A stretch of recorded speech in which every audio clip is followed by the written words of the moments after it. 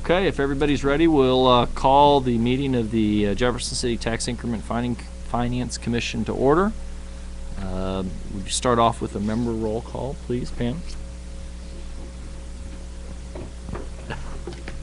Sorry. Mark Ellinger. Here. Larry Benz. Here. Jason Hoffman. Here. Brian Mitchell. Helen Rigdon. Here. John Schnitzler. Present. Patrick Lynn. Here.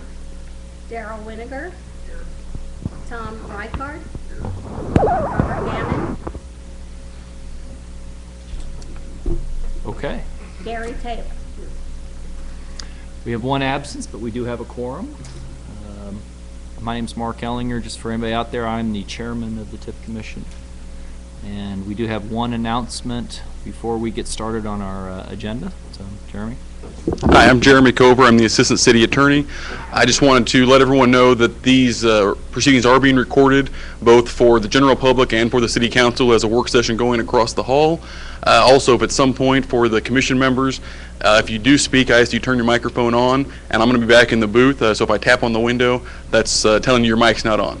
So anyway, anyone has any questions? Okay, then I turn it over to Commissioner Ellinger. Thank you. Thank you very much. And we will proceed with our agenda. The first item on the agenda is approval of the minutes from the October 22nd meeting, which have been circulated in advance. Are there any additions, corrections, or changes? A motion, is there a second? Motion second. Is there any discussion? Hearing none. All those in favor of approving the minutes from October 22nd say aye. Aye. Those opposed say nay. The ayes have it. Minutes are approved. The next item on the agenda is to open the public hearing for the Capitol Mall TIF plan and project. We will now officially open that public hearing, and as we have presentations, I will remind everyone that they are being transcribed, and you will be sworn in prior to making any statements. So the first item in the public hearing is the presentation by applicant. Rob, and is Corb going to speak also? Yeah. And it might be the easiest way if we just swear them both in right now. You gentlemen both stand and raise your right hand, please. Pam. Do you swear the testimony you're about to give will be the truth, the whole truth, and nothing but the truth? Okay. Gentlemen, the floor is yours.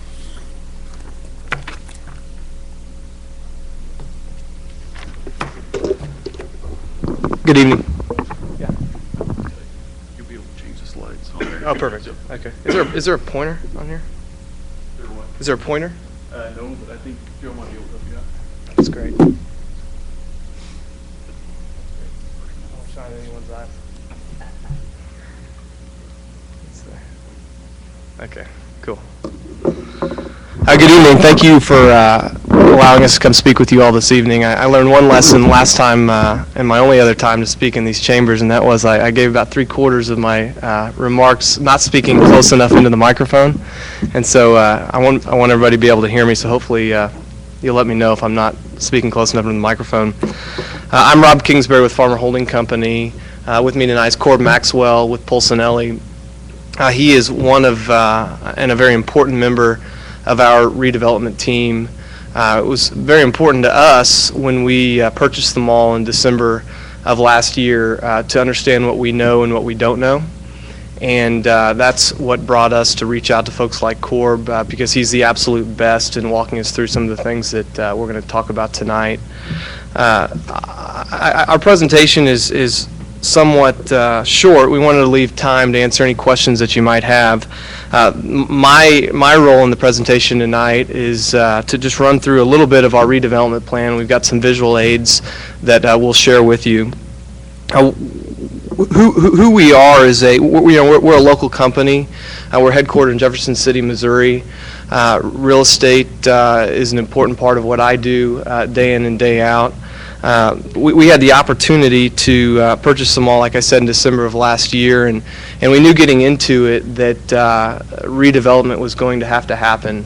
As we'll touch on in a little bit, it has been on a slow, steady decline, and I could talk all night about why that was the case, but really GGP, years before they sold the asset, made a decision, and a lot of it was out of necessity because they were fighting bigger fires in other places, but to not spend the dollars necessary to maintain that property. And there's a lot of examples of that, which I can go into, after this commission, after the hearing, if you'd like to talk about it. But the process to which we bought it is very important. There's 10 or so buyers, we understand, that we were competing against, and we got to where it was two of us there at the end, us and a group out of New Jersey, and they fully intended to implement an ownership strategy which couldn't be any more different than ours. And it's one that I know well because I've known real estate investors that have implemented this strategy. And they intended to buy our mall and extract all of the value as quickly as possible.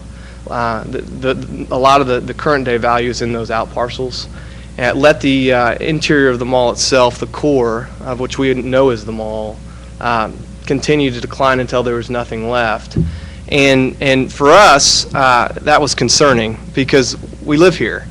And so we analyzed the investment. It was, first and foremost, we felt like a good investment. And we fully intend to operate it with a long-term strategy. And that affords us opportunity to make make investments into the site that over a longer time period than just the 5 or 10 years that a lot of investors would look at. This TIF and the CID is a vital piece of that redevelopment plan. In order for us to return that property into its utmost potential, we can't do it without everyone's assistance in this room, and we don't take that lightly. We wouldn't have come here for you tonight if we didn't feel like we had a plan that we know can work. And so we thank you all for believing in the vision enough to at least hear us out and attend tonight. One of our main goals out there is pursuit of national retailers. A lot of those, the Gaps of the world, have been to Jefferson City and have left. Our intent is to try to get them back. In order for us to get them back, we are competing against other properties. The way retail is today, and it really is this way since 2008, 2009, since the economic downturn, is that these retailers are just kind of coming out of their shell again. And that means, the number of stores that they're looking to open year in and year out nationally is way down than it was 7 or 8 years ago. It's more competitive. And today's developer landscape and ownership landscape, these types of developer mechanisms that we're talking about tonight are very widespread and really baked into the model. And what that means is, I'll use Olive Garden for example, because that's one I hear a lot from people as I'm out and about and we're talking about the mall. Well, Olive Garden has a national target of stores they will open every single year, and it's not many. It's not many. And so they go to the different sites that they don't have, different cities that they don't have a store. And a lot of these cities have these developer mechanisms baked into the pie, to the offering memorandum that they're able to offer Olive Garden. Without the CID and the TIF baked in to our pursuit, we are at a disadvantage from a rental rate perspective and also from a tenant improvement perspective. It's really like fighting a battle with one arm behind our back. And so for us to really compete against those other markets, which we want to do, we've got to have it. I've got a few drawings I'll share with you all as far as the structure is concerned. Some of you have already seen these before, but we intend to, the top right-hand corner shows you the way the mall is today. This is facing on the south side from the highway. The first thing that sticks out to me when I round that corner is that if I didn't live in Jefferson City, I might not know how to get into our mall. it's tough to know where the front door is. So we plan to take all the entry points, raise them up, include architectural block around all of them. Let's see, what you'll see here. There's what we're going to put in a. This one's kind of giving me trouble. Anyway, I'll just tell you about it. We're going to really open up the front of it from an exterior standpoint. We're going to do it all the way around. There's several points of entry that need a facelift. We're not just going to focus on one side of the mall. It's going to be a complete redevelopment. It's not going to start. It's not going to stop on the outside. You know, the exterior of the mall is important to us as we drive by. But as you talk to retailers, they care more about what the inside looks like than the outside, because as one retailer told me, one of the boxes told me, we don't make much money out in the parking lot. We make our money inside the store. So there's a lot of deferred maintenance on the inside as well that we're going to address. So aside from just the pursuit costs to get new retailers, there is some deferred maintenance that needs to be addressed. You'll see here, I think the most important part of this slide is the top. It just gives you an idea of what's before us and what can happen there from, again, looking from the highway side. Signage is very important to the retailers, and it is one of the key pieces that enables us to keep existing tenants and also attract new ones. That's one of the first things that we discuss when we call on them, and in a negotiating standpoint, that's the first chip that they always want to bring up. So we're going to update all of the signage all the way around. We're also going to add a pylon sign on Route 50 there. Right now, like I said, if you're not from Jefferson City, you might drive by the mall, exit, and not even know it's there. So we got to do a better job. This gives you an aerial view. There's some roof repairs that need to be made, parking lot repairs that need to be made. It's going to be a public-private partnership. We fully intend to invest quite a bit of our own money to revitalizing this thing. And with this is really the meat of the presentation, and Corbin and I both want to answer questions about it, but I'm going to hand the baton to him, and he's going to run through the plan for you. Thank you, Commissioners. Again, Corbin Maxwell with the Polsinelli Law Firm, appearing before you today on behalf of Farmer Holding Company.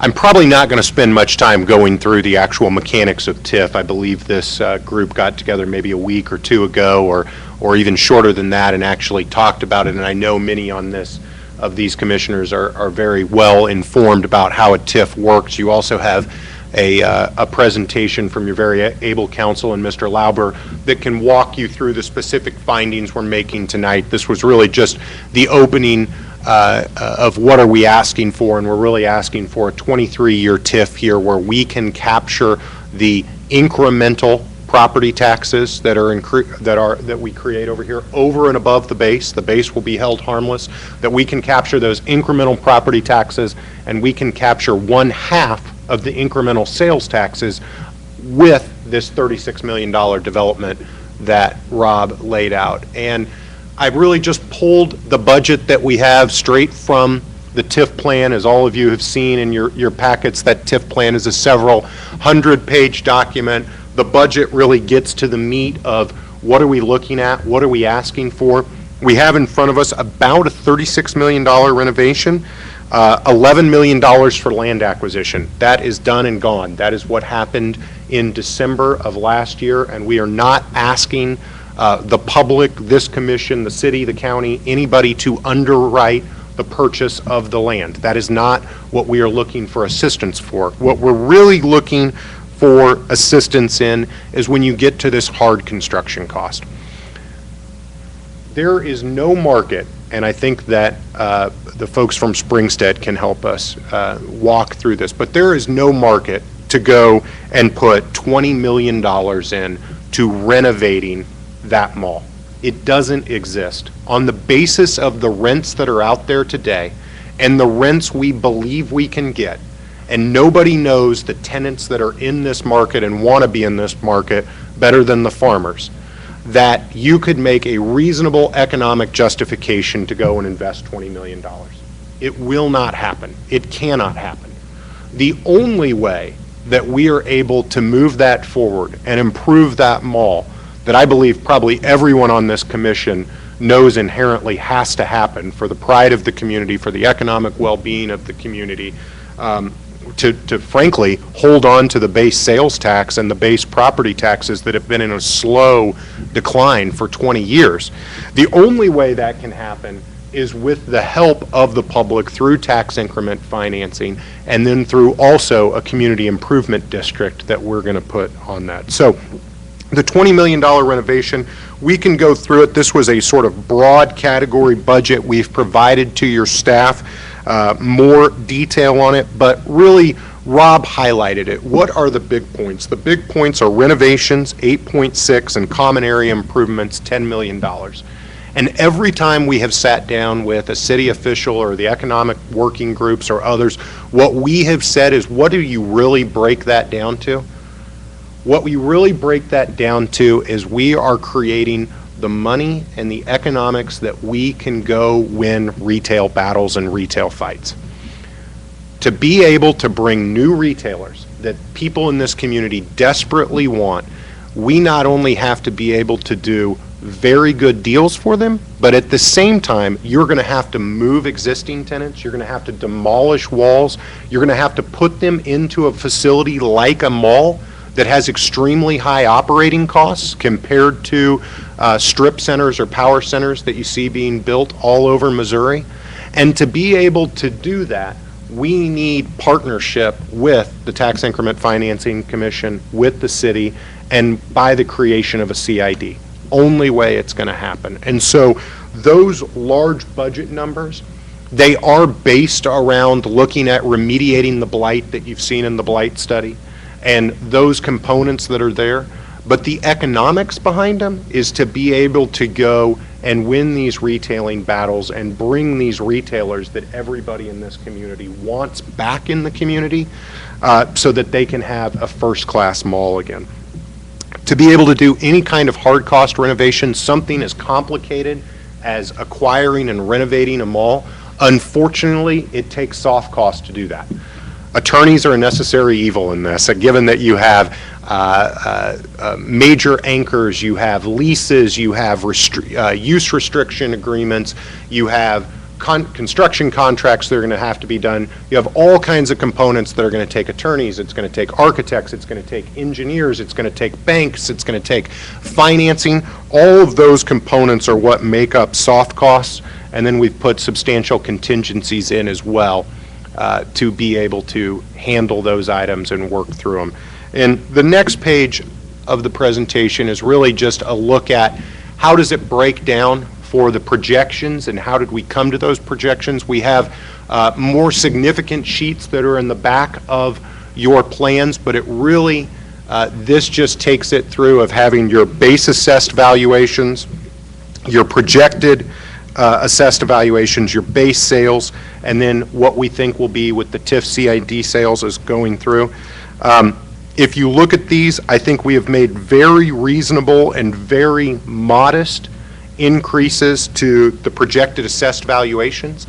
That is based on filling up the vacancy of the mall. We have almost 100,000 square feet that is vacant in the mall, not quite. What this is based on is filling up that vacancy of the mall, adding in a couple of extra pad sites, and then seeing 1% increases, actually on assessed value. We had assessed value increasing at 2% a year over time. Base sales, it was looked at filling up that vacancy, filling up that 100,000 square feet, marginally increasing the amount of sales that happen at the mall, and then also seeing 1% increases over time. And what we did then is run that through to show what would be captured via the TIF if we end up meeting those assumptions. And you can see it broken down point by point. Net present value about $1.3 million of pilots, of projected eats for the CID component, because the CID will capture of our new 1% CID, the TIF will capture 1/2 of that, approximately $5 million. And then the existing EATs of the city and county, when we capture those increases, that's about $4 million to add up to the TIF of about $10 million. The other half of the CID, $5 million for approximately $15 million in cost.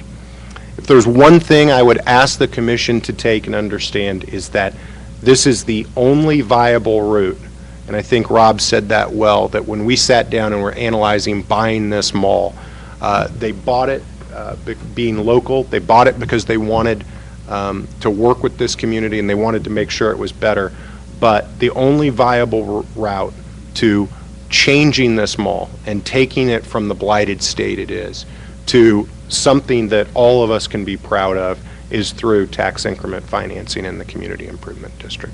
With that, Mr. Chairman, I would sit down or stand for questions. I think maybe you wanted to do all your staff reports before we stood for any questions. Yeah, I think we're going to go through staff reports, and then after we've had your presentation, staff presentation, we'll open it up to the commission for discussion Great. and questions. Thank you. Anything else for your all's presentation?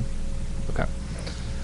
Next item on the agenda would be the presentation by city staff and consultants. And Joe, I think you're going to lead off. I think we need to swear you in also, however. Do we want to? Can we do both gentlemen, if that's okay? Do you swear the testimony you're about to give will be the truth, the whole truth, and nothing but the truth? Thank you, gentlemen. Good afternoon, Mr. Chairman, members of the commission.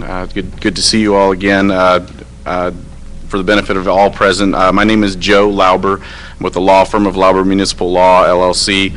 I represent the City of Jefferson as their special counsel for economic development matters. My office is located at 1300 Southwest Hook Road in Lee Summit, Missouri. As you know, we're here this afternoon to hear public testimony about the proposed Capitol Mall tax increment financing and redevelopment plan that was submitted to the city on September 27th of 2013. Prior to tonight's meeting, each of you were provided with a copy of the proposed TIF plan. You also received a copy of the staff and consultants report and a but-for determination report prepared by the city's financial advisor for this project, Mr. Calico with Springstead Incorporated.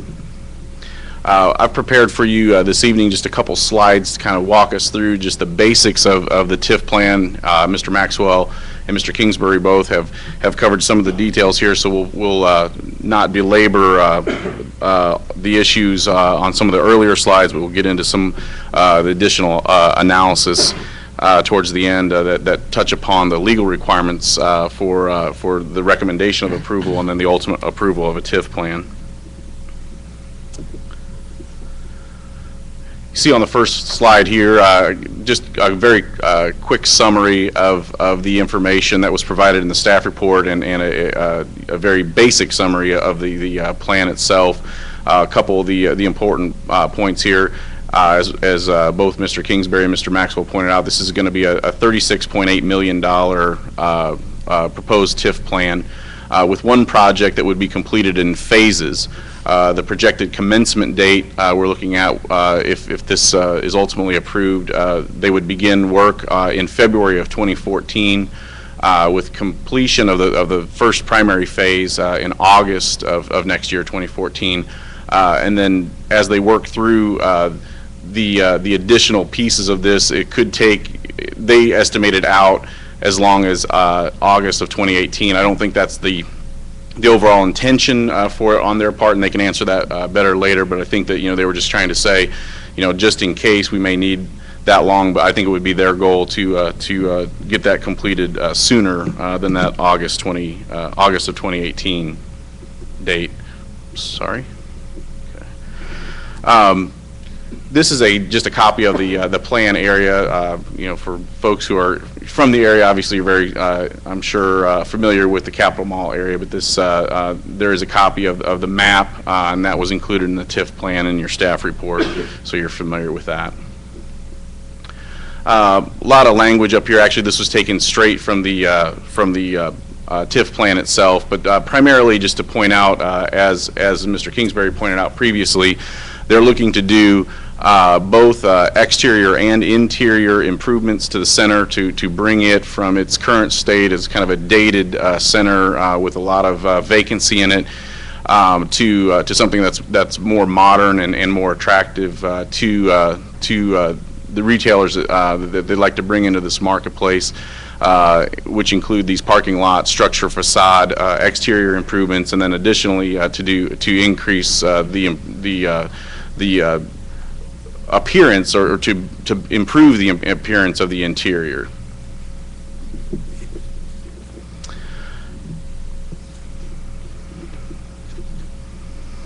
Okay, this is the information you see here. I want to kind of drill down a little bit as we go, and this is kind of the view maybe from about 20,000 feet with respect to what is being proposed for the financing. Again, that total project cost is $36,883,975, and the breakout on that is going to, as they mentioned before, they're intending to have a public-private partnership. In this case, the private financing would make up 57.44%, and you can see the breakout there that what we're looking at is about 10.1 million of non-reimbursed construction costs that the developer is going to take on either in some sort of a combination of equity and private debt through bank loans. Additionally, they have the $11 million investment in the land acquisition that was mentioned before that they are viewing as a sunk cost, something that they're not looking for reimbursement for. On the public side, what we're looking at is a total of 15.7 million rounded, which is about 42.56% of the total project costs. When you look at that, you'll see that the TIF portion of that, the tax increment financing, which is made up of, you'll recall from our training session, the pilots, which is the property tax side of the increment, and the EATs. As was pointed out earlier, and just as a refresher, remember we're only measuring the incremental increase in property tax revenues that are produced, and half of the incremental increase of the sales tax revenues that are produced. So the tax dollars that are flowing through to all of the affected taxing jurisdictions that are represented here tonight will continue to flow through to those. This is an open and going concern. The center is I drove by there tonight on my way here, and they're up and running and they're producing these revenues, and these are revenues that will continue to flow through to the taxing jurisdictions. What the developer is doing here is they're kind of betting on the fact that if they do these improvements, that there will be an increase, and that increase will help to offset the costs that they've put into the center itself. And so, when we look at the public financing side, that 10.6 million, again, made up of pilots and EATs. But you notice I have an asterisk there. And the reason I wanted to point this out is, as Mr. Kingsbury mentioned and Mr. Maxwell both mentioned, there's a CID that's involved in this, and a CID is a community improvement district. You may recall from our training sessions that TIF itself does not create a new tax, right? It's only a measure of capturing incremental increases in tax revenues. A CID, however, is a special taxing district. It's a separate entity. In this case, they're proposing that they would form a political subdivision, which itself would impose a 1% sales tax only on the shopping center area there. So it's not a tax that would apply citywide, countywide, anything like that. This would only apply at their development. To some extent, that does create a bit of a competition issue for them. Obviously, if they're imposing a 1% sales tax there, and that sales tax doesn't apply on the west side of Truman Boulevard or on the south side of 50 Highway, then it is a little bit more expensive to shop at the mall. But what they're hoping to do is create, a buzz with these new businesses that will come in, and that CID itself will begin to generate revenues. And why is that important? I think from the commission standpoint and from the city standpoint, we do encourage developers to put a community improvement district or a transportation development district, one of those types of taxing entities. And the reason is it helps to offset the costs, the public costs that's being asked to be input by the city, the county, the school district, the library district, everybody who's represented here this evening. And so the reason that the asterisk is on the screen there is if you notice there's a $5.091 million number for non-captured CID revenues. And so that's important because it does say non-captured. So what that means is, remember, the incremental increase in sales taxes that are being produced at the center, the first half of those gets captured to go into the special allocation fund and pay back the redevelopment costs. So that $5.091 million that you see there as non-captured is actually also represented, it is $5.091 million of the $10.6 million that you see there, okay? Because the first half was captured and it makes up that part of that $10 million. The second half is non-captured. And so what the developer is proposing that they would do here is that they would put this new CID sales tax in place in conjunction with the redevelopment. But the tax that they would charge that is new is going to, as you can see here, will actually end up making up the lion's share of the revenues that are being produced to pay this back. Okay, again, for the affected taxing districts that are here, you're going to continue to get those base revenues to flow through to you at this point, and now the CID is going to pick up a little over $10 million in the cost of the reimbursement that will occur.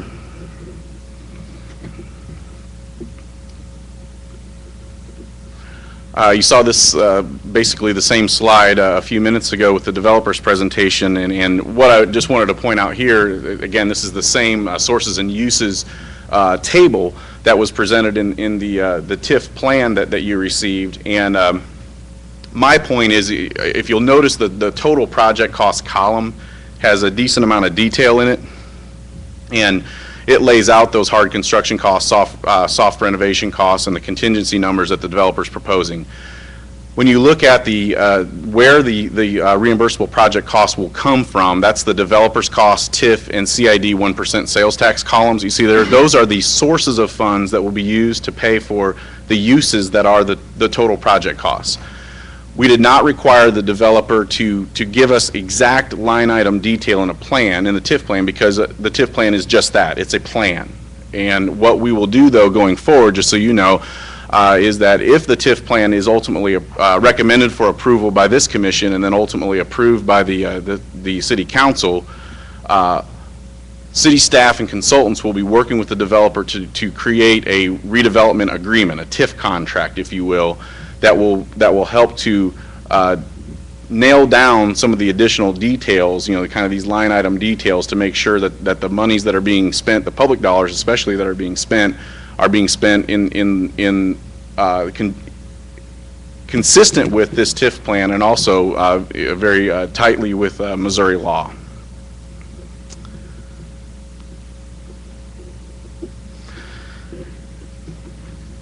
On the last slide, what I have in front of you here are the 6 findings that are required by the TIF Act that must be satisfied by a TIF plan in order for the TIF Commission to recommend its approval and then ultimately for the City Council to approve it.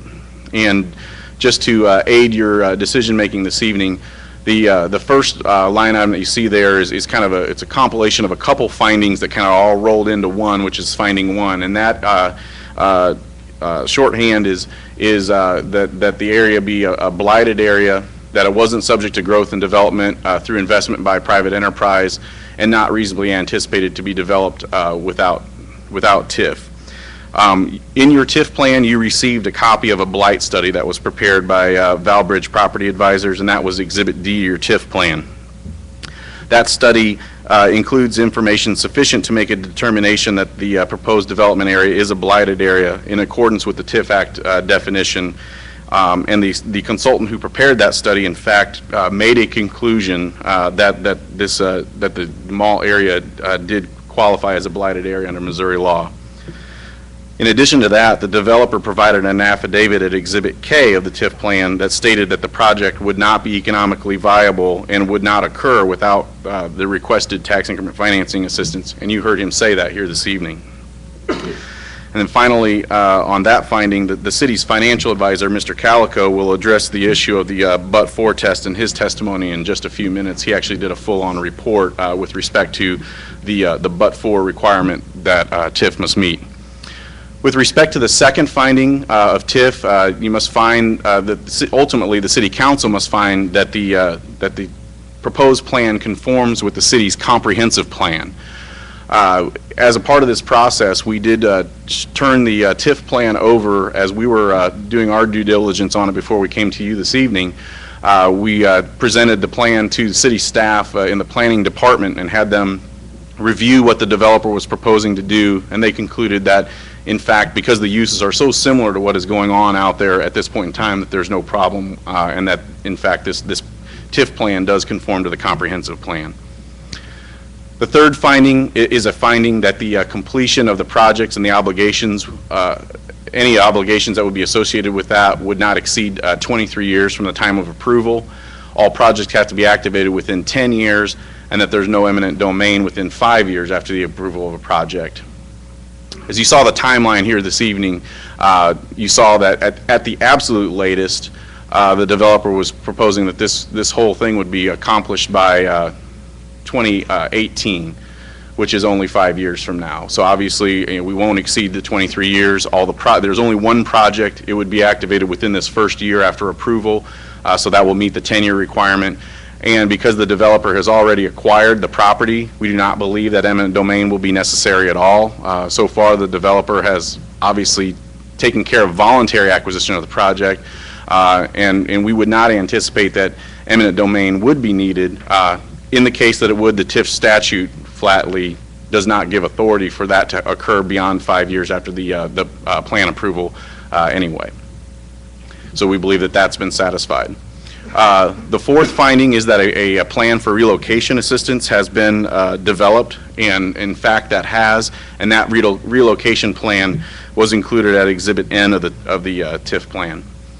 The fifth finding is that a cost-benefit analysis has been prepared regarding each taxing jurisdiction, showing the economic impact if the project was built or not built, and the fiscal impact, and additionally sufficient information to evaluate the financial feasibility of the projects.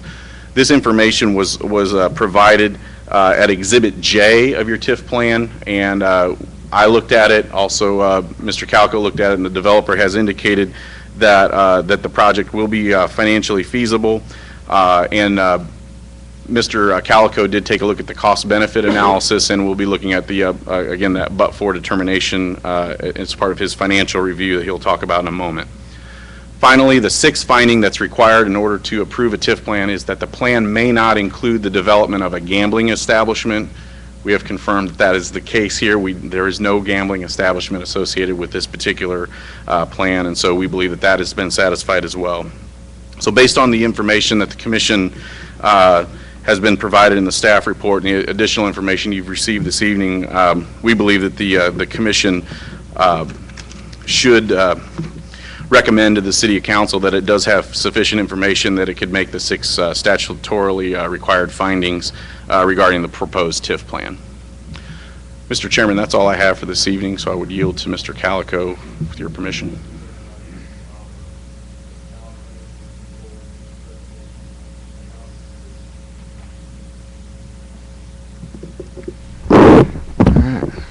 Good evening, Mr. Chairman, Commissioners. Tom Calico with Springstead Incorporated, 9229 Ward Parkway, Kansas City, Missouri. My role is very focused this evening. My role is to give you some thoughts and help you a little bit in understanding of the but-for determination report, which I believe you've all received. Before I do that, just a few quick comments about our role and who we are. Springstead Incorporated is a public sector advisory firm. We're multidisciplinary in nature. One of the things that we do is economic development advice. We also do municipal bond advisory work and other things, but are often called into TIF Commission proceedings like this because we are one of the major provider of these but-for determination reports across the state. Now, we are an independent firm, And that's important to you in that we do not work for the private sector. We only work for the public sector. So in our economic development work, we do not work for private developers, and we believe that maintains our independence and our ability to kind of call it as we see it. My role, or my background is basically I've worked in city administration for a number of years before joining Springstead 9 years ago. Okay. So as I said, Could you speak up just a little? yeah, this isn't picking me up, is it? All right, I'm going to do it this way. Is that better? Yeah, my voice does not project. All right, so going to the first slide then, as I said, the role here is very limited. We are really here to address the requirement in the TIF Act that the development would not occur, that the development would not be anticipated to occur without the public support provided through tax increment financing. When we do these reports, they're really only reflective of the very specific development scenario that is contained in your plan. So we start out with all the assumption that what you're going to get is what is described in the TIF plan. And then we look to answer the question of, could the project be successful? Could it provide a market rate of return as it's proposed in the current market at this time? Understanding that, obviously, we don't know the future. We don't know exactly what will happen, but so we have to take the snapshot of time and say, okay, in this current market, at this current time, would this plan be able to be successful without public support? And it's very important to remember that, these are study results that are based on preliminary estimates, and the actual results, of course, will vary.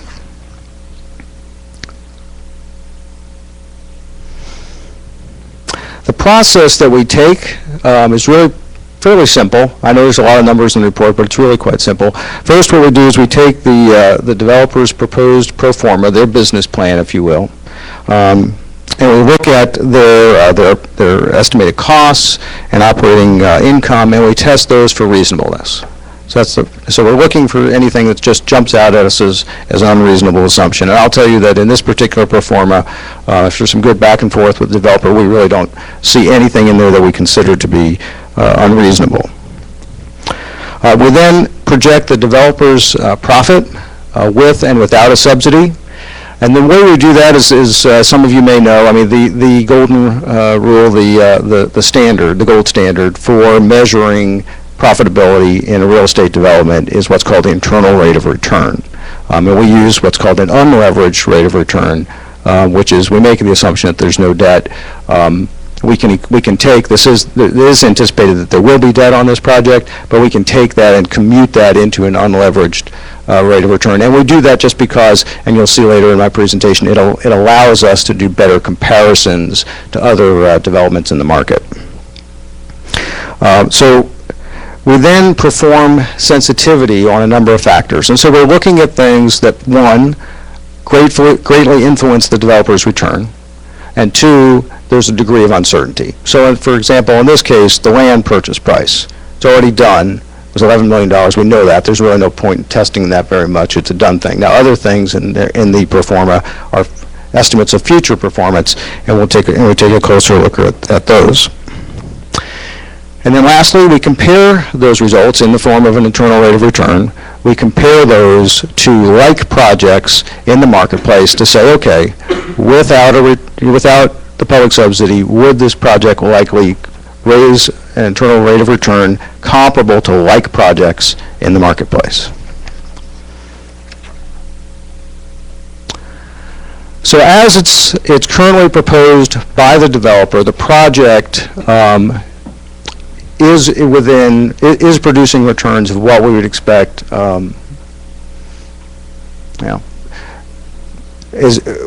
without support would not be within a acceptable market rate of return.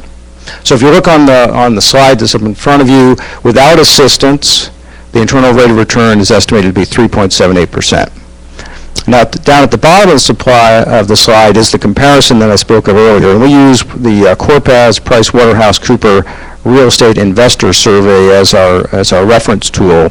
And this is, as the name implies, is a survey of the returns that investors seek for different types of projects. In the third quarter of 2013, the report referenced that for a project like the one we're considering this evening, the expected market range of return would lie between 5.5% and 12%. And the target we're kind of looking for through our analysis is 8.79, which represents the average. So without assistance, you'll see it's 3.78, so it's below the acceptable range. Now with assistance, it's 10.88. So with assistance, it does fall within that target range, a little above the 8.79, but keep in mind this is a fairly high-risk project given the nature of it, being an older mall that requires substantial redevelopment.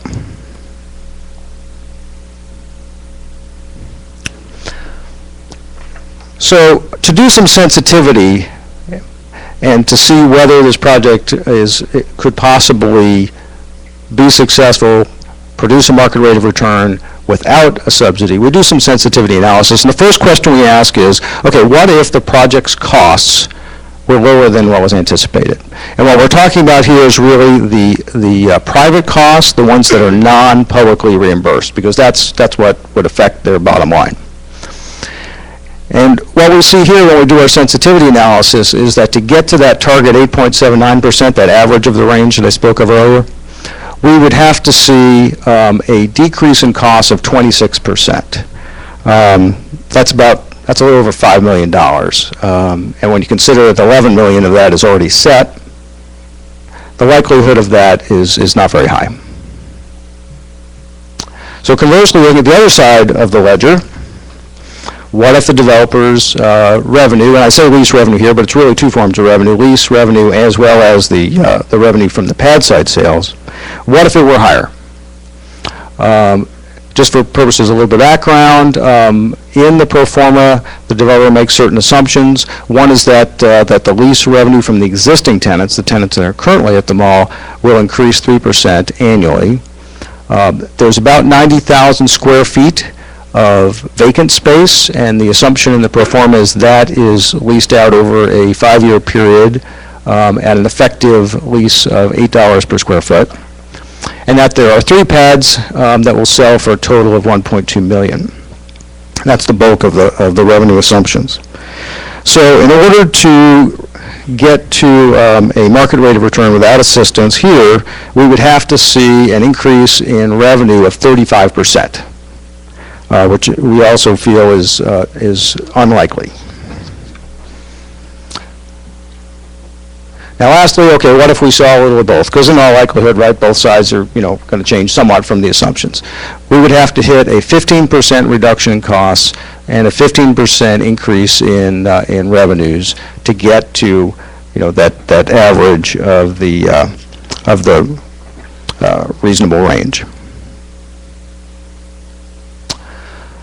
So our conclusion, based on the Bright study that was prepared by Valbridge, the affidavit that was signed by the applicant, and our own but-for determination analysis, we do conclude that the proposed project would not occur on the site at the current time without a public subsidy. Thank you very much. Thank you, Mr. Calico. Appreciate your input on that. Next item on the agenda would be public testimony regarding the proposed TIF plan and projects. Uh-oh, I'm in trouble now. Okay. Okay.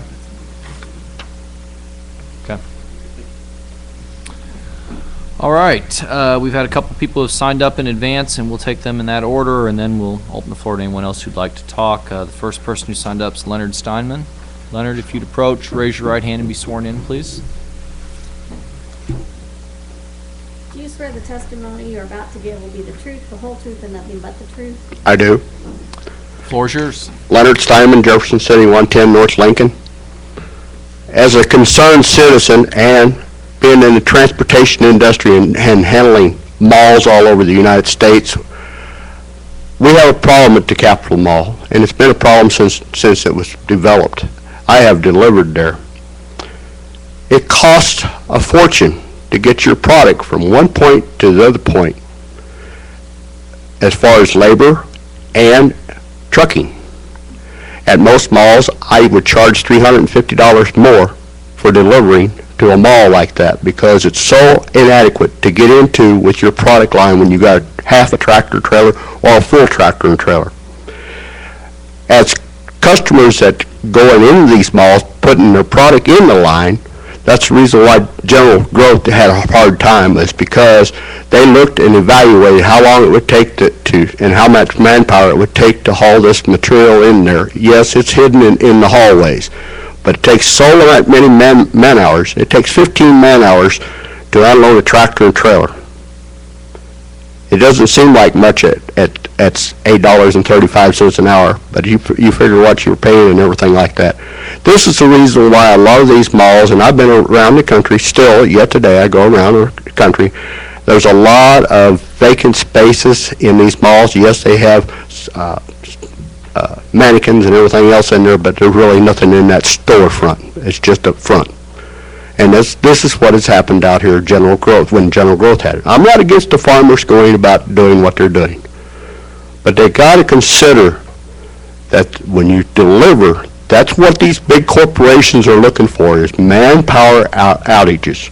And just because you went to college and you're a CEO or you got investment or you're an attorney, it doesn't mean that you've been back there busting your can, trying to get the material in there in the little bit of time you got, the little bit of space that you got your tractor and trailer in, because everybody wants a 53-foot tractor and trailer to deliver the product. And that 53-foot tractor and trailer might go to 8, 9, 10 malls, and that driver takes him almost 2 to 3, 4 days to get it delivered, and he's mad. There's no parking. Everybody's mad at him. The employees, they don't like having to drag it 800 feet down the alleyway in the back. And you're looking at the front of the store. You're not looking at the back. And that's the reason why a lot of these bigger corporations are going to these strip malls, is because when you go to a strip mall, the door opens up in the back. Nobody knows anything about it. Doesn't take long to unload it. I'm not against the mall at all. I just want them to be considerate to know what they're walking into. They've never been in this, as far as I know, they've never been in this situation before. They've never seen what happens in the background. Thank you. Thank you very much. Appreciate your comments. Next person who signed up, scratched out, is there an Alex Rotenberg here? Yeah, I'm here. I'm just here to witness the... Okay. Joy Sweeney? No? Okay, that's everyone who signed up. So is there anyone else in the audience who would like to speak during the public comment period?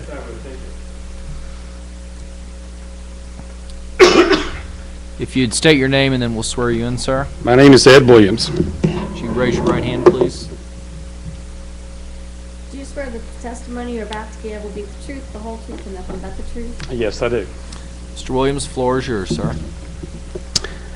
When President Truman took over from President Roosevelt, he kept Roosevelt's staff.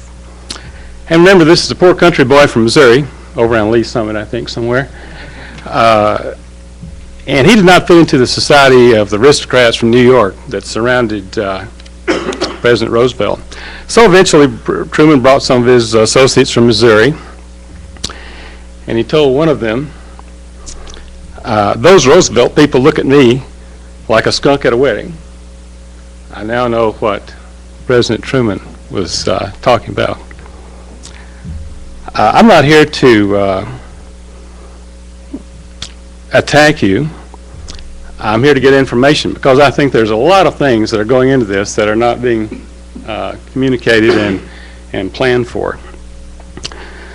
Many of us just found out yesterday morning about this event. I'm sure you've been living with it for a long time, but in my case, and I'm sure there are other people like this, I got up early, left before the newspaper came, got back late, worked today, and I think there's still a lot of vagueness. Now, you can put up your charts and your analysis and your analysis of your analysis, you know, but it's not clear to me how it works. And I'm talking about what citizens, I believe, feel and think and need to know. sounds complicated. TFS and CID and 1% sales tax and capture this and capture that.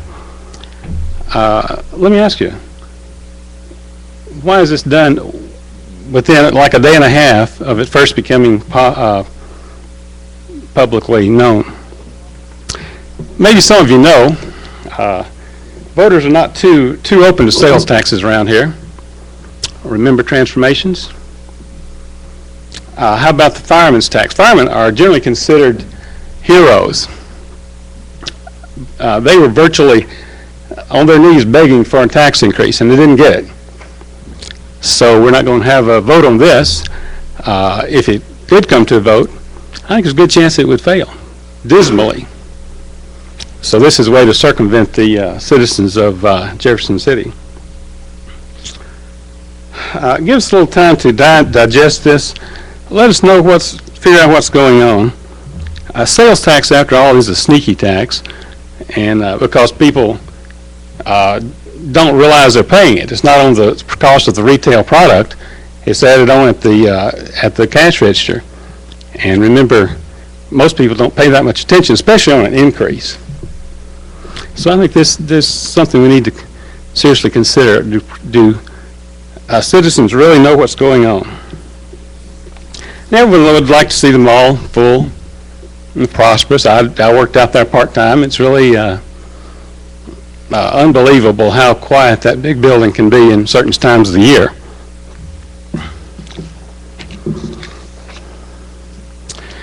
But I think there's some questions we need to ask. We need to find out, as citizens, what's going on. For example, who initiated this process? They tell us that this could not possibly happen without citizens being charged extra tax money. Well, is this what the Farmers Holdings was promised when they bought the mall? Is this a conspiracy among various people that, yeah, we'll give it to you, buy that mall and it'll be done? Well, I don't know, but it looks like it.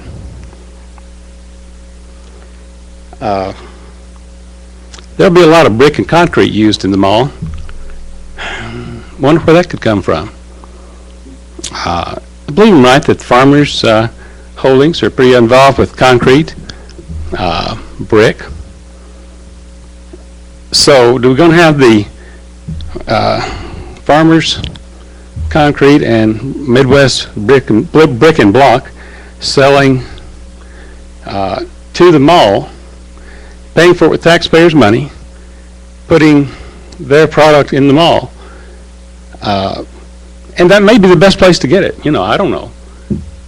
But we need some sort of guidelines, procedures. When basically you're buying from yourself, there's a tremendous temptation to ease up the profit a little bit. I've worked in companies, large companies and small ones. There's a lot of pressure to meet monthly goals, quarterly goals, yearly goals. Let's just make this process transparent. Are you going to sell everything under the table? I hope not. If citizens are to pay for this mall, they should have some input on how the money is spent, at least to be certain where the tax money goes and that it be spent in the wisest way.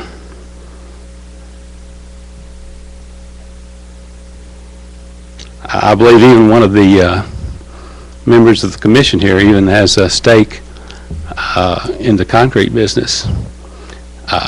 Sorry, gentlemen, that looks an awful lot like a conflict of interest when you got a person who works for the people receiving the money. I don't think it's that separated between the concrete and the mall. You all live in a small town. I think that's something that needs to be seriously considered. What's the solution for all this? Well, I'm going to ask you to delay the decision for 60 days. We're talking about a project that's going to take several years. 60 days is not going to hurt anything. All of you may have been living with this for quite a while. We haven't. The rest of it hasn't. We're not familiar with the terminology, with the plan. We can't digest it. just overnight. You know, if you don't, it's going to look a lot like you're just pushing it through without giving any regard to the citizens of Jefferson City and Cole County. You know, the people who will be paying the bills. There could even be a backlash. I know people that won't go to certain stores here in town because they will pay an extra tax. They buy over the internet mostly, I think.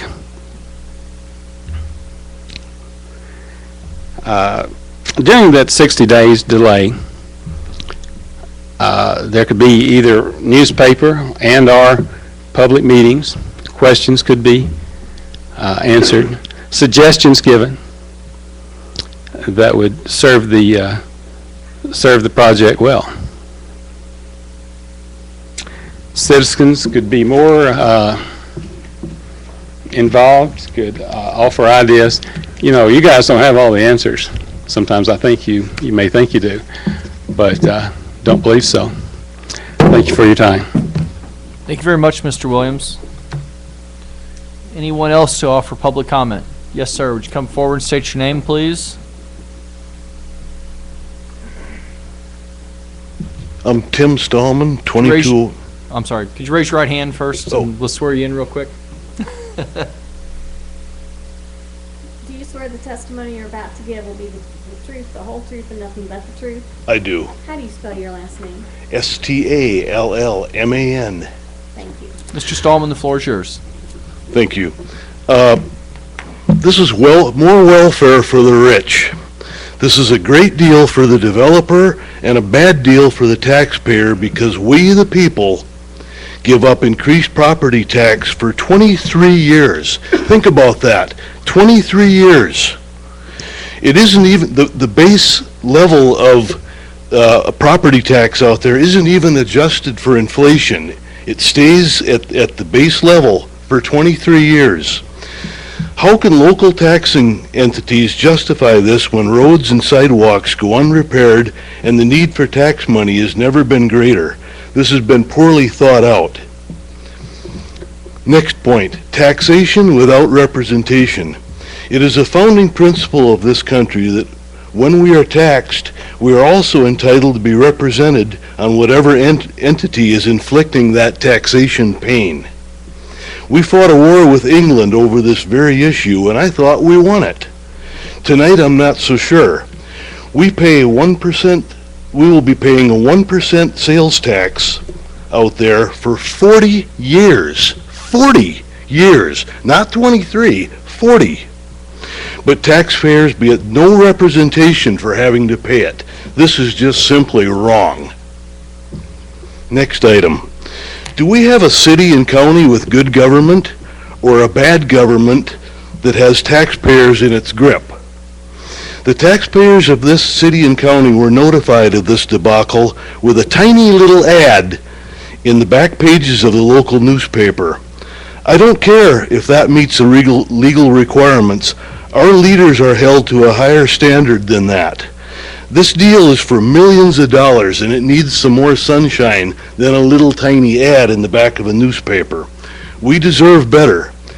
Did city and county leaders know that this deal didn't pass the red face test and hoped that no one would see the hearing announcement? I can understand why. Lastly, this TIF should not be approved. If it is approved, it should only be for 5 years.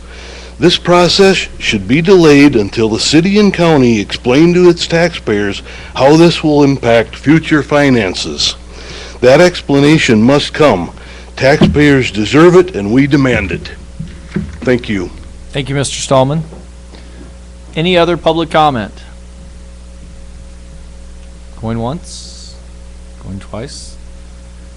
All right, then we will have a discussion by the TIF commissioners amongst the issues that have been presented by the developers, the consultants, and obviously the members of the staff, and the public who spoke also. So I will open the floor up to anyone who'd like to start with any questions that they may have. And can you please state your name? Just and use the microphones, please. Glenn. Quick, so a couple of things just to clear up maybe some confusion I have and maybe some others, but what is the property tax paid today on these properties? Does anyone know like what the amount is?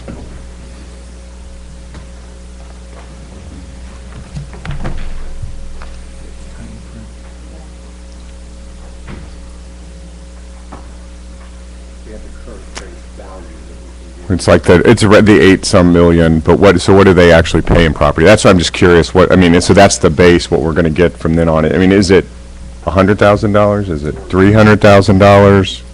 I'm just kind of curious what they pay in property taxes.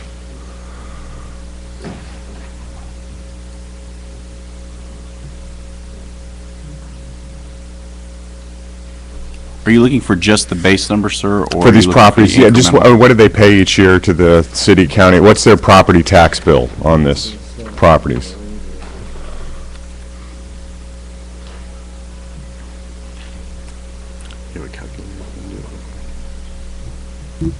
We have the assessed value and the rate. We don't, I can Right. get you that number, though.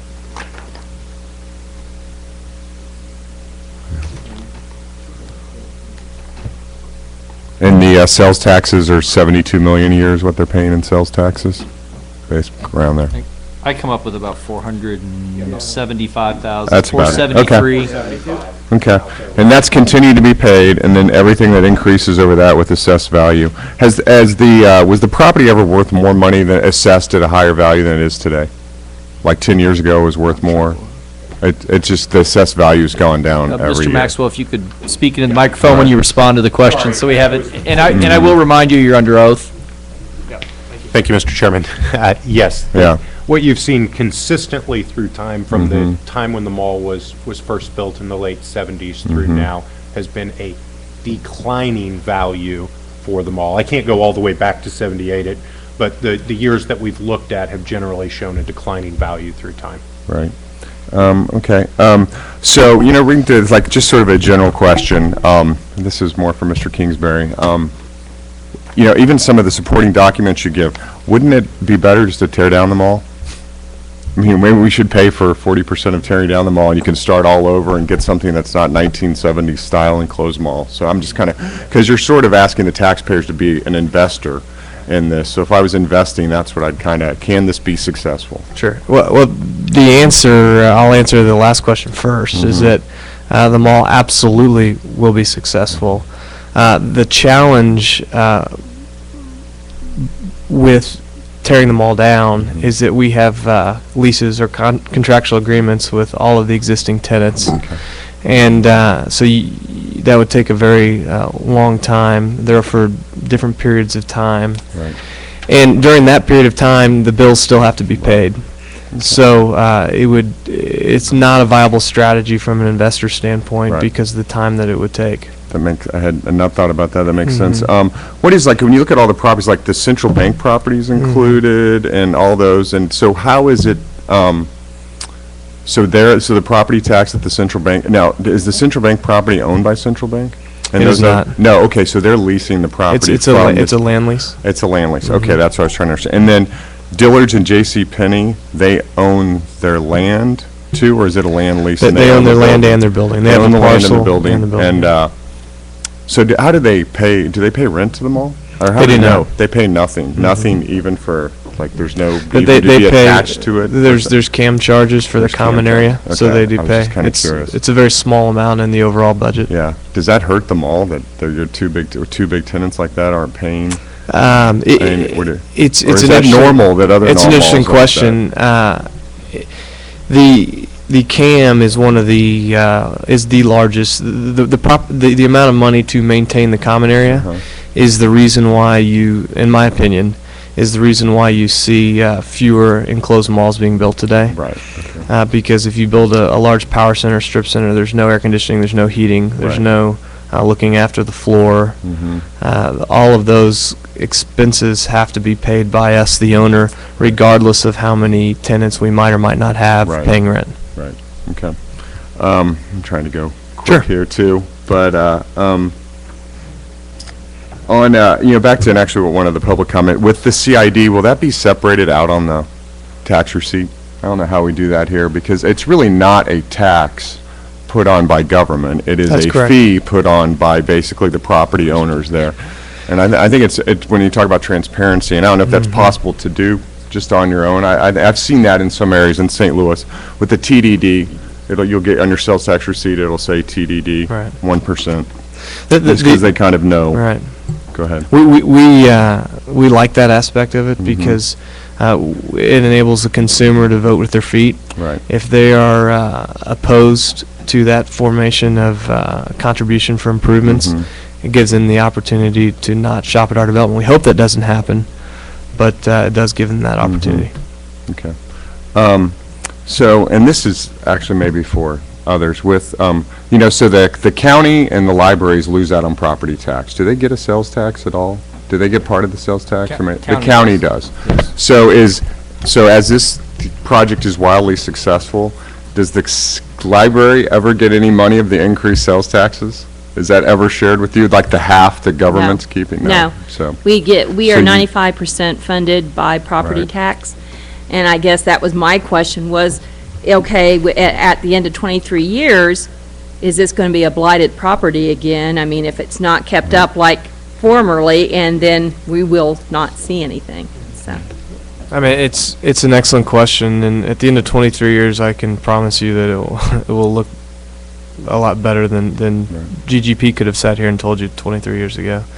And I mean, a corp might be able to back me up with some kind of figures, but I can tell you that all I can tell you is our reputation, our track record, and that is as long-term holders of real estate. And this is in our backyard. We drive by it every day, and so we have no intention of selling.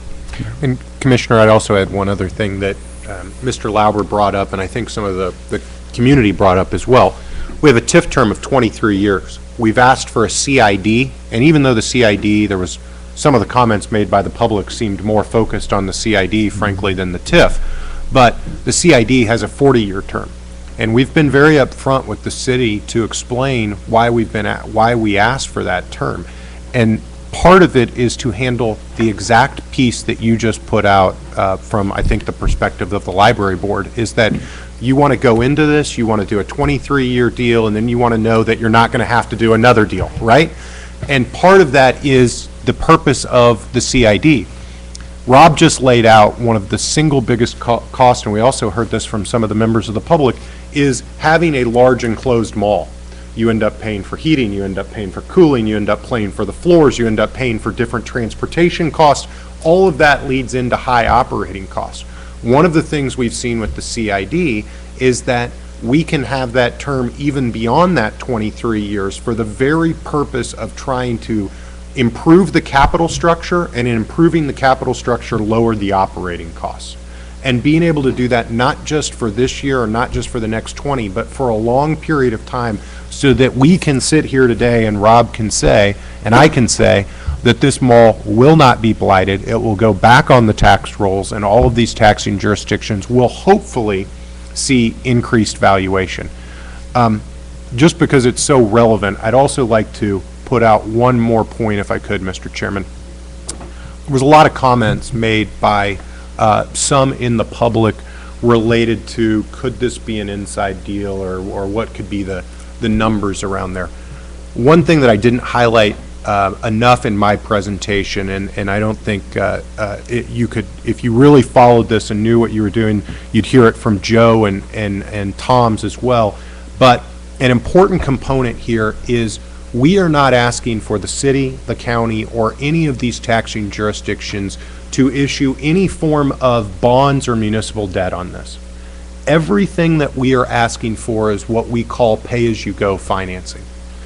If those property taxes do not increase over time, if those sales do not increase over time, there will be no revenue stream here.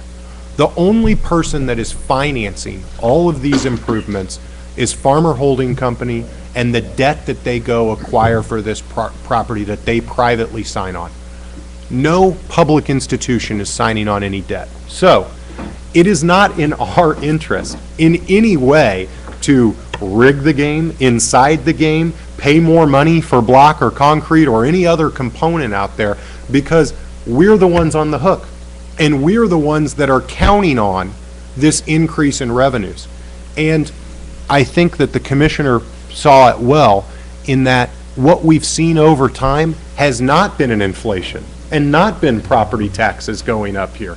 You, as the taxing jurisdictions, can look back at the history and see that it's been the exact opposite way. It has been decline in sales. It has been decline in property taxes. Thus, the reason why Valbridge was able to find this a blighted property.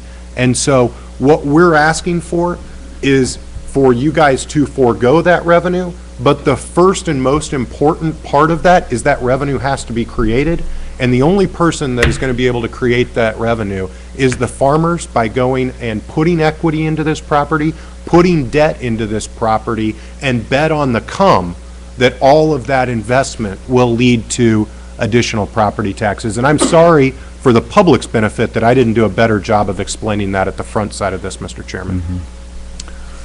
Go I think we've got Commissioner Leonard.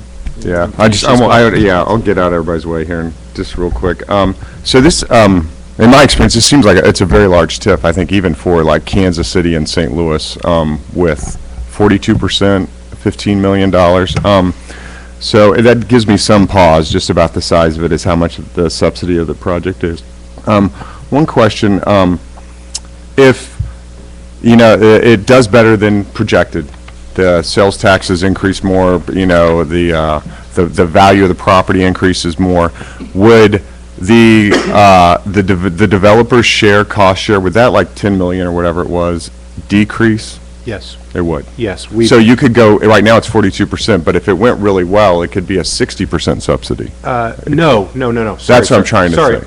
The exact opposite. The exact, I mean, because they're committed, so they bought the property, and you're committed to the 10 million. Yeah. That is definitely there, it's not going to be offset if revenues come in higher. No, what would actually happen, Mr. Chairman, or Mr. Commissioner, is we would look at imposing caps on our amount of subsidy that would be able to be received. And when those caps are hit, it could actually end up, the TIF could end up terminating early. So if we are wildly successful, if we go out there and put in great tenants and turn this thing around, you'll hit your $10 million number, and you very well could hit that earlier, and then the TIF will shut off. So it may not be 23 years. It could be 20. It could be 17. It could be 16. So out of that, the public share is not going to end up going up in that process. By hitting that TIF cap and the incentive stopping, what could actually happen is that the private share and the private investment, if anything, would be going up through that process, Mr. Commissioner. Great. That's all I had. One comment for the public before I leave. Every year there's a bill in the state legislature that would require 1 week notice for any economic development incentive government meetings. So you should talk to your legislators and get that passed. Commissioner Mitchell. Brian Mitchell. Bill, can you give me a little bit of a history when the mall was last 100% occupied? Sorry. Did you hear the question? Yeah, the question was a brief history on the occupancy, specifically when the last time it was 100% occupied. And the short answer is I don't know the answer to that. Yeah, there's a very good chance that it was never 100% occupied. I think a healthy mall is viewed to be 90% or above. And I think a more relevant measure for me is the numbers that we were talking about that have been declining. That has been the sales, because occupancy can be a tricky percentage, because there's so many ways in which you can get those retailers in the door to set up shop. What we want is a $400 a square foot mall or better, because that means that we're a healthy mall and retailers will not leave us in. Today we're well below that $400 a square foot. A couple of follow-ups. Sure. And I understand that. I still believe that when you walk through a mall that looks vacant, it sends a less than healthy message. If 90% or more is optimal, any idea when it's been at 90% or close to 90%? And I guess do you anticipate or project when the mall will be at 90% occupancy? I can handle the latter part. I'm not sure that either Yeah, I of mean, us have an answer on when it was 90%.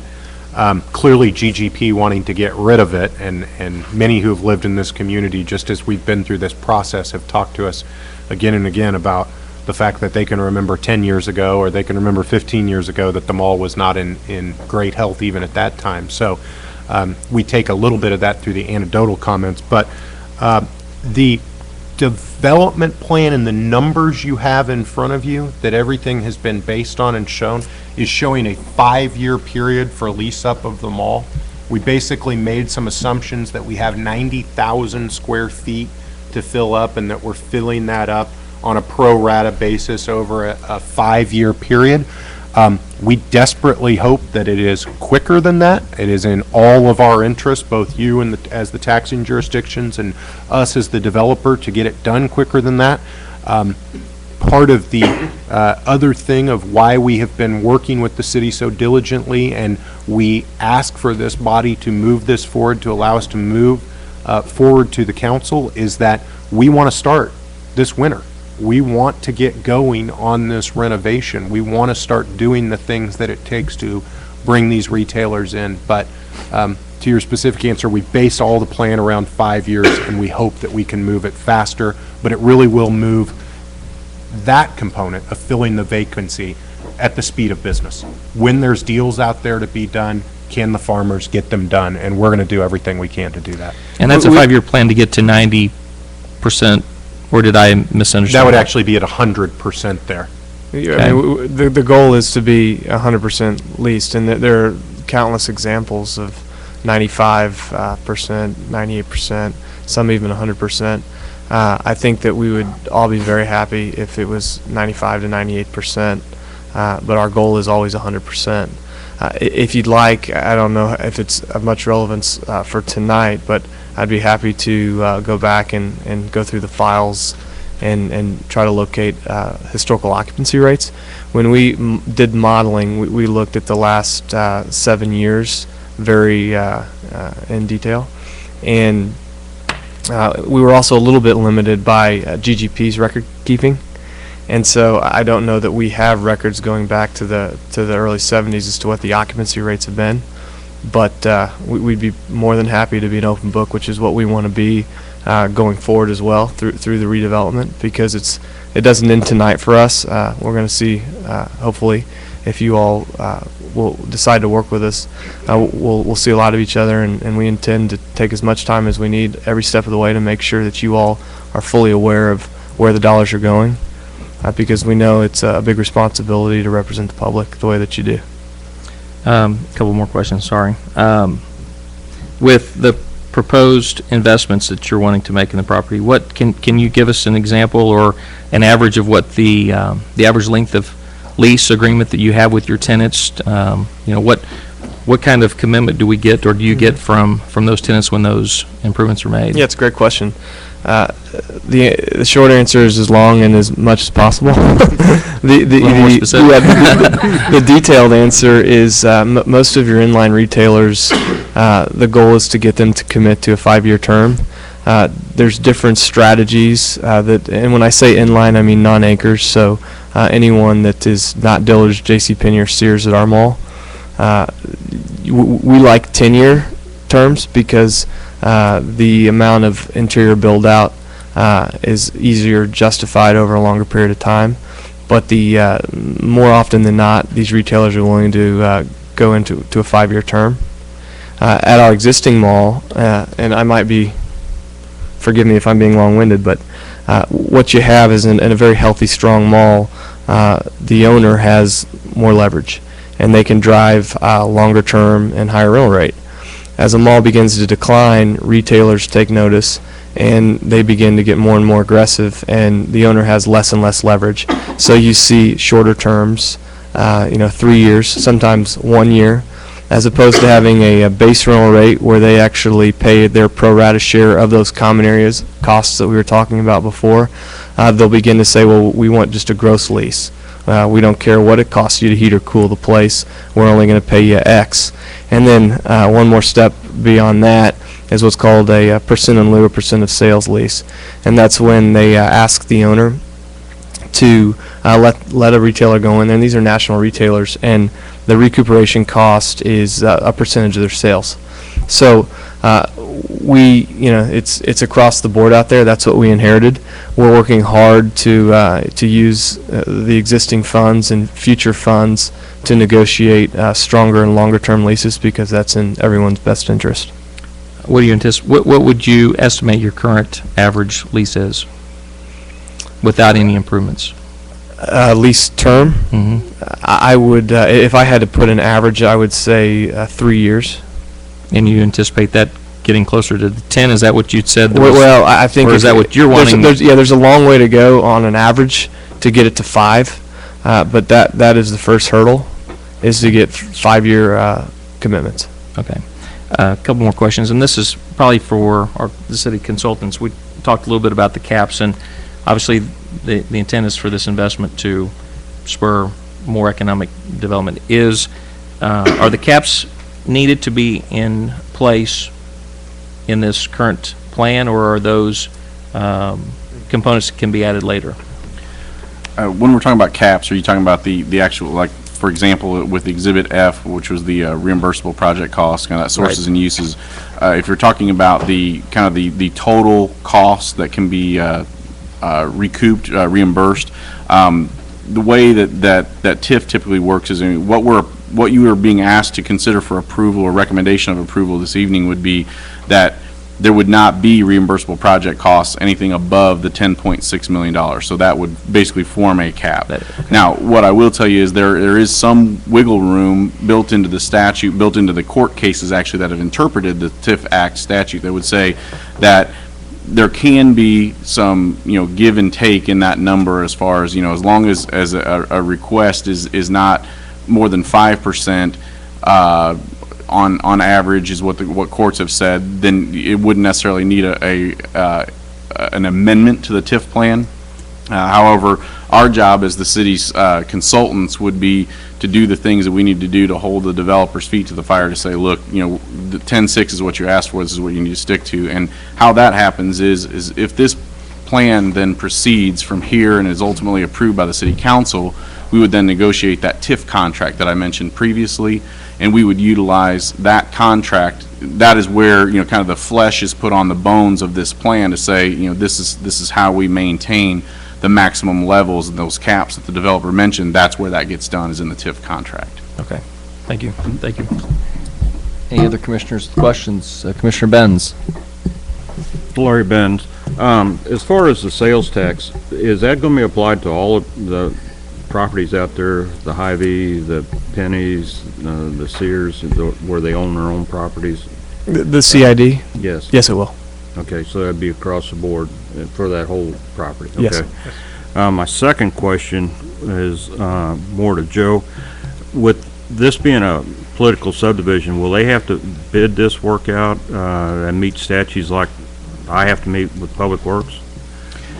In this case, it's similar to like what a city would see when a developer would come in and redo a subdivision where they would put the roads in, and it's done as a private investment, with the public improvements, then it's ultimately dedicated to the city. So in the same way, this isn't actually, the improvements that are being done won't actually be done by the public entity. They'll be done by the private entity, and then ultimately would then be, either the responsibility of the CID itself, or would then become maybe the responsibility of the city, depending on where the location of the public improvements are.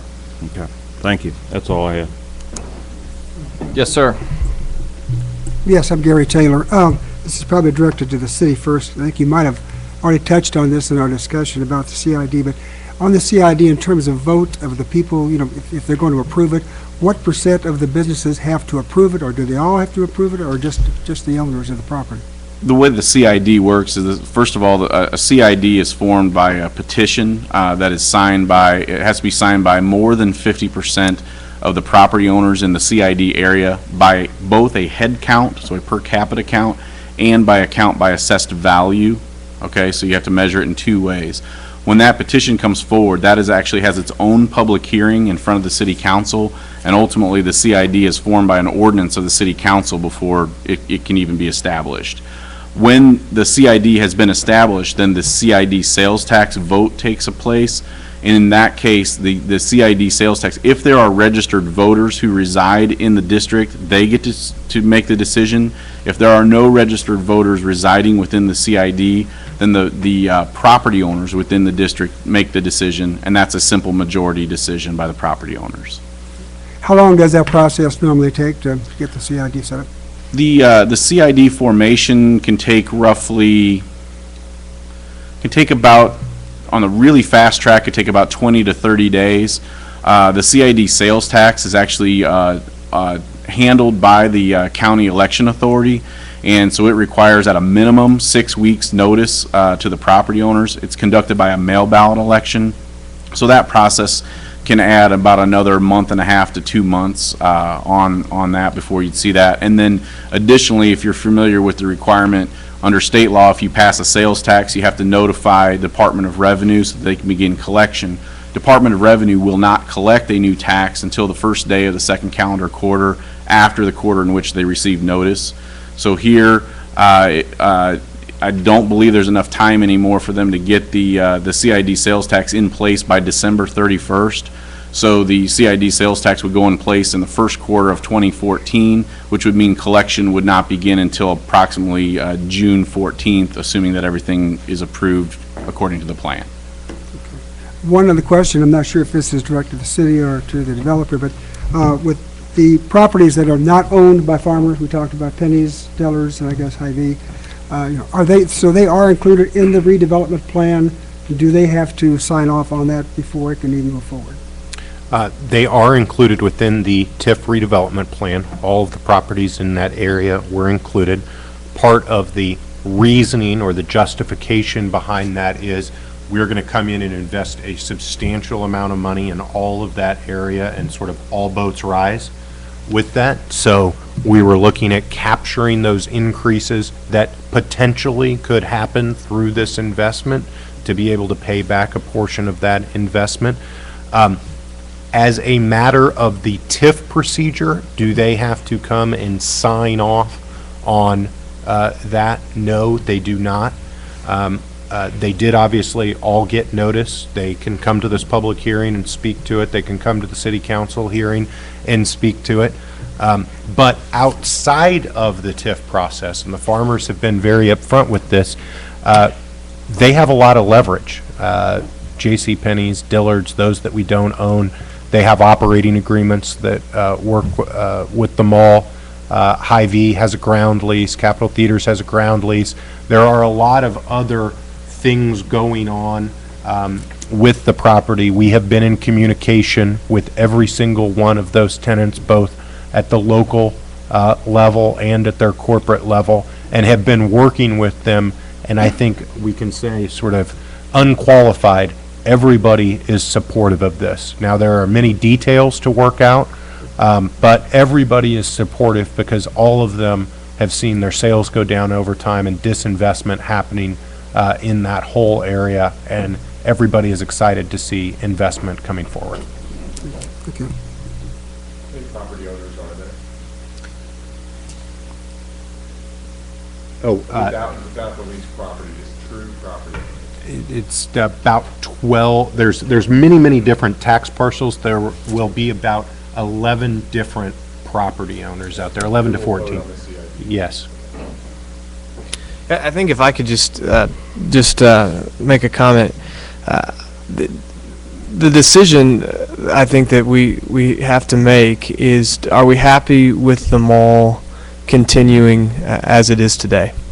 And that is best case scenario, we get out there and work hard and are able to maintain its current position. Worst case scenario, continues to decline. Or as a community, do we want the mall to return to, however you look at it, return to how it was? Or do we want a mall in our community that's, that we can be proud of? And I can tell you from a developer's perspective, no matter how you look at it, the return is not there for us to invest the dollars that Capitol Mall needs to make it a mall that is an example for other communities.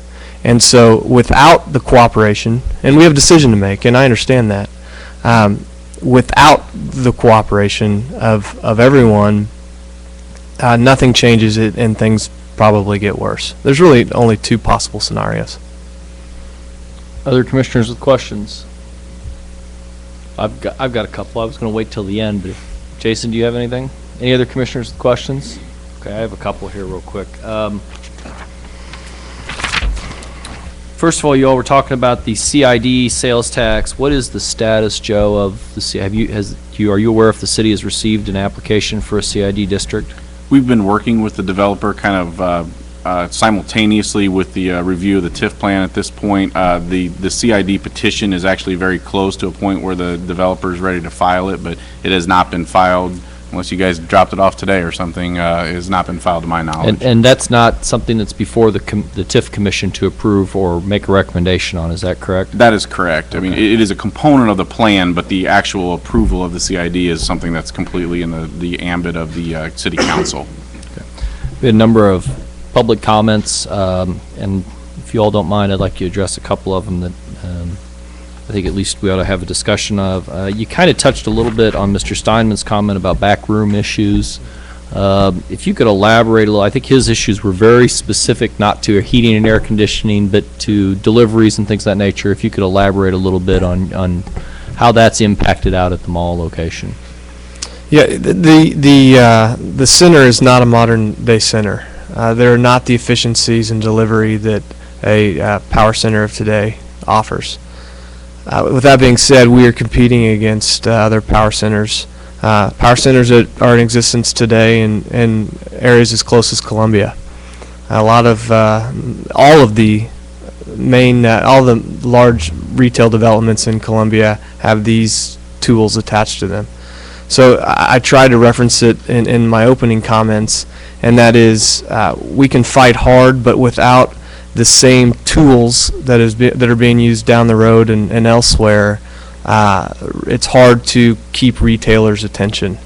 To the comments about delivery, there are things that can be done to update the mall to assist with delivery, and that's part of the interior improvements that we have considered. We want the mall to be as efficient as possible, and it will be as efficient as possible when the redevelopment plan is completed. And from a delivery standpoint and elsewhere. To address those backroom issues, is that something that does require the TIF financing, in your all's opinion?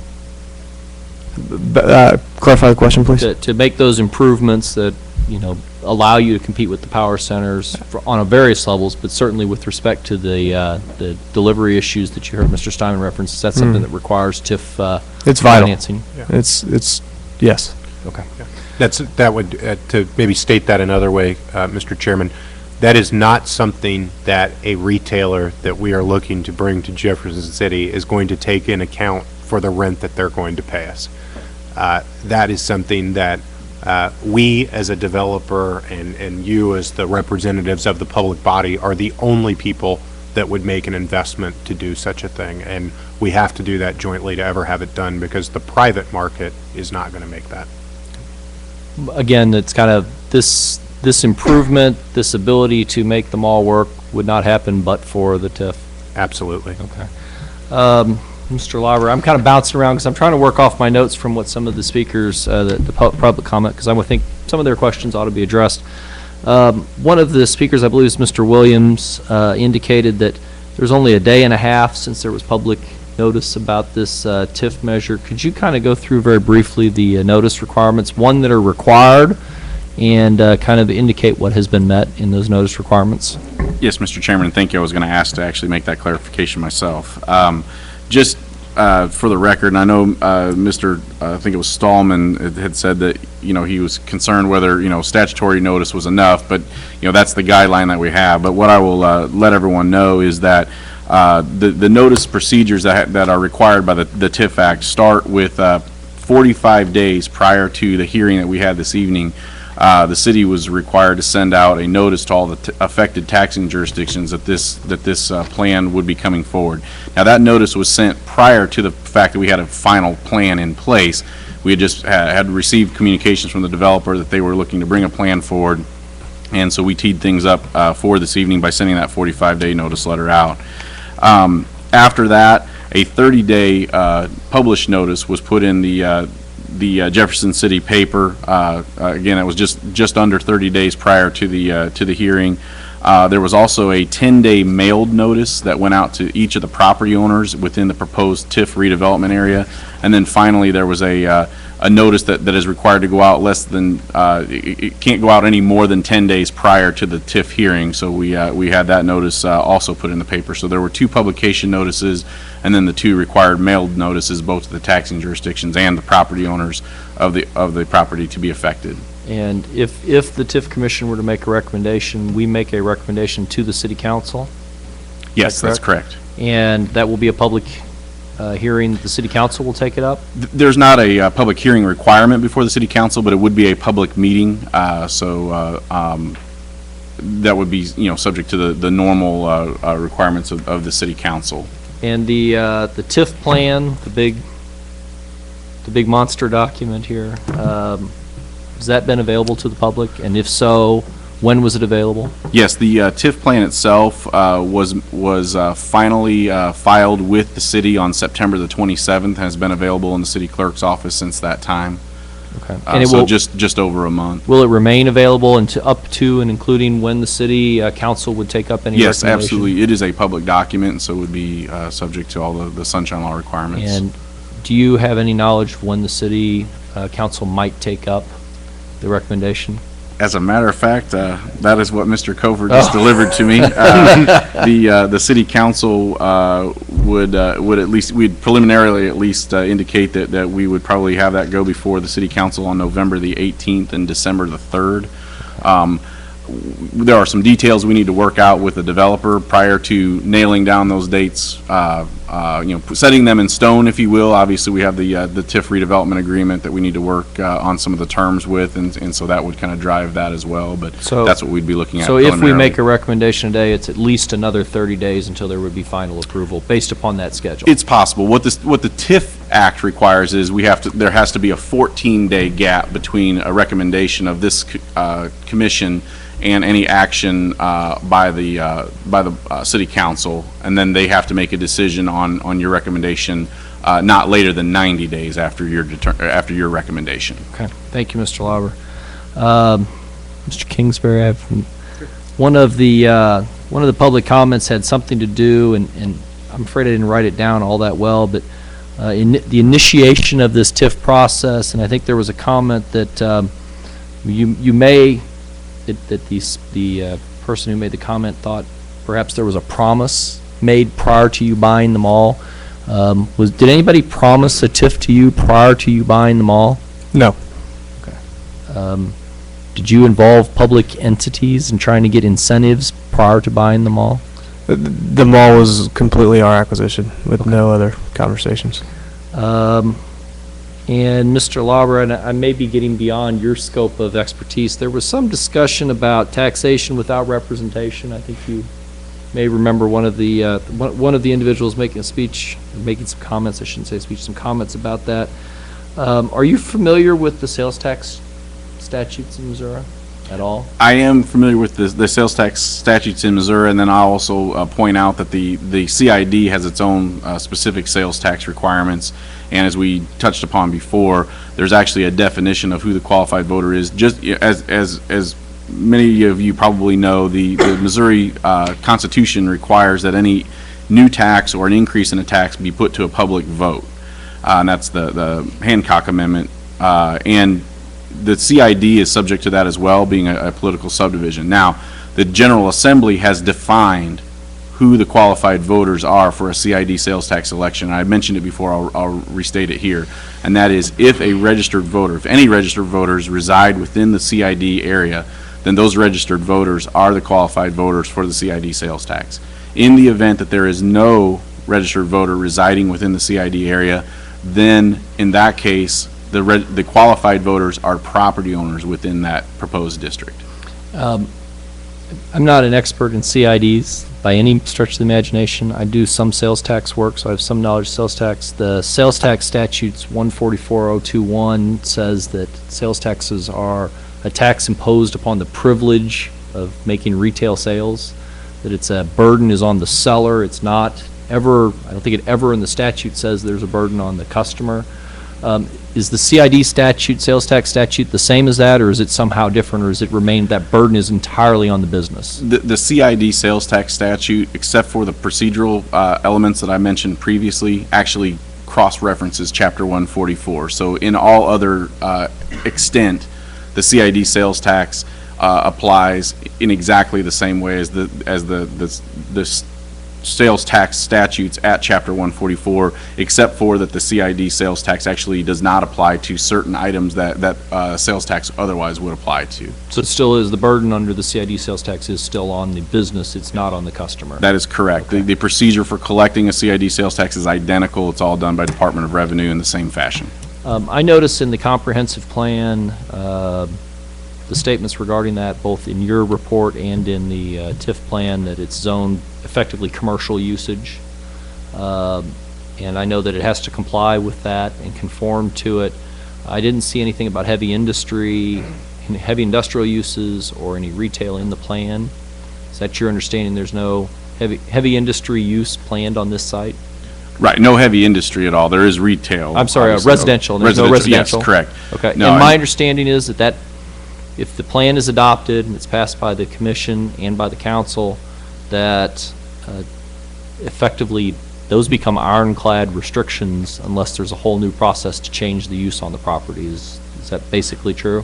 What the TIF Act requires is that when you set up a plan, the use of the property that is set forth in the plan is established once the plan is approved, and if there is a change in the nature after that, then any change in the nature that would change that usage would require this exact procedure over again. The 45-day notices, the publish, and a hearing back before this commission prior to going to the city council. Mr. Kingsbury, do you understand that you're committing yourself to doing commercial development and not heavy industry or residential development on that sidebar and going through this entire process again? Yes. And you guys are okay with making that restriction? Yes, we are. Okay. I don't have any other questions. I've taken the floor long enough. Is there anybody else? Any other commissioners that have questions? Yes, sir, Mr. Chairman. Just one more question. I know the Cardinals are playing, I'm sorry. Is there any reason that that the TIF needs to be approved or introduced first before the CID, or should the CID come first before the TIF? It's an interesting question, Mr. Commissioner. Really, the CID could go forward without the TIF. That's something that could be done completely separately. So there really isn't necessarily a prescribed order. At this point, it looks like, depending upon when the developer actually files the CID petition, that CID, as I said before, could be approved and the TIF could fail, and it would still go through on its own merits. And so, to that extent, there's no real requirement that the CID necessarily follow approval of the TIF. But I don't think there's anything that ties us either direction. Any other questions? Yes. One Mr. Lynn. clarification. With, if the TIF Commission were to even, were to not approve the TIF, then it would still go to the City Council, and the City Council can override the TIF Commission's recommendation with, is it a 2/3 vote or just majority? It is a 2/3 vote. Okay, thank you. Any other questions from the commissioners?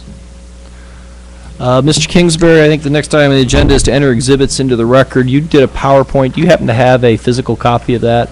Mr. Chairman, if you would, I actually have the full listing. I have all of the Oh, you have a list of documents, exhibits? filed, Okay. so I'm Does that happy to do include that. Mr. Kingsbury's It does. PowerPoint? Oh, okay. It does. Sorry. I can read that into the record Then now. if you would not mind reading into the record the list, just the list of exhibits. I don't want you to read all the exhibits verbatim. You'll be here for a year. You guys have a while, right? You're from the Kansas City side of state. Some of us are Cardinal fans, and we would like to see some of the game. What? What is baseball in October? I don't understand. It's football season, right? Mr. Chairman, I'd like to your permission to enter the following exhibits into the record for this evening. Exhibit number 1 are the mail and publication notices to the taxing jurisdictions and property owners of the October 28th, 2013 public hearing before the TIF Commission, including the 45-day mailed notice, 30-day published notice, 10-day mailed notice, 10-day published notice, and all supporting documentation. Exhibit 2 is the Capitol Mall Tax Increment Financing Plan dated September 27th, 2013. Exhibit 3 is a city staff and consultant report to the TIF Commission for the October 28th, 2013 public hearing, which was distributed on October 18th, 2013. Exhibit 4 is the comprehensive plan update for the city of Jefferson, Missouri, originally adopted in June 1996, and the development plan map within the comprehensive plan update, last updated by the mayor and city council in March of 2013. Exhibit 5 is a PowerPoint presentation by the applicant. Exhibit 6 is the but-for determination report dated October 18th, 2013, prepared by Springstead Incorporated. Exhibit 7 is the PowerPoint presentation by Springstead Incorporated. And Exhibit 8 is the staff and consultants public hearing presentation. Okay. I would entertain a motion to approve the entry of those exhibits as outlined by Mr. Lauber into the record. A motion by Commissioner Mitchell. Is there a second? Second. Any discussion? All those in favor, please say aye. Aye. Those opposed? Motion carries. The exhibits will go into the record. Are there any other commissioner comments? Hearing none, I'd entertain a motion to close the public hearing portion of this meeting. I so move. I have a motion by Commissioner Rigg and a second by Commissioner Taylor. All those in favor, please say aye. Aye. Those opposed? The public hearing component will be closed now. The next item on the agenda is consideration of a resolution of the City Council regarding recommendations for approval of the TIF plan.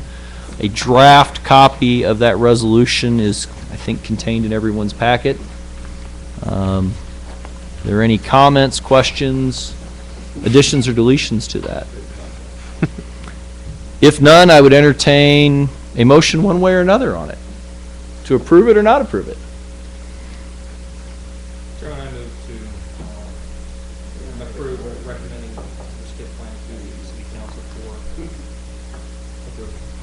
Do we need to, just, as I have a motion, could I get a second also on that? A second. Do we need to number this resolution for purposes of the record, Mr. Lauber? We can. I would recommend, I think you had some resolutions earlier in the year. We need to follow that formatting. You adopted your policy. Is it in your minutes to show a resolution you've already adopted?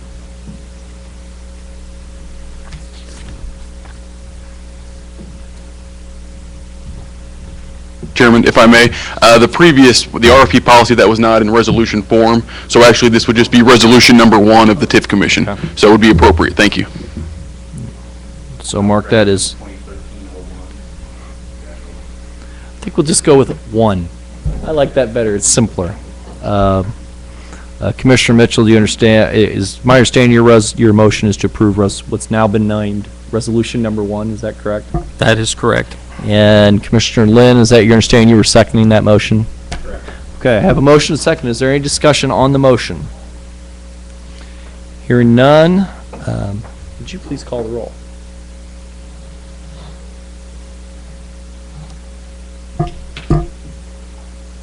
Mark Ellinger, Yes.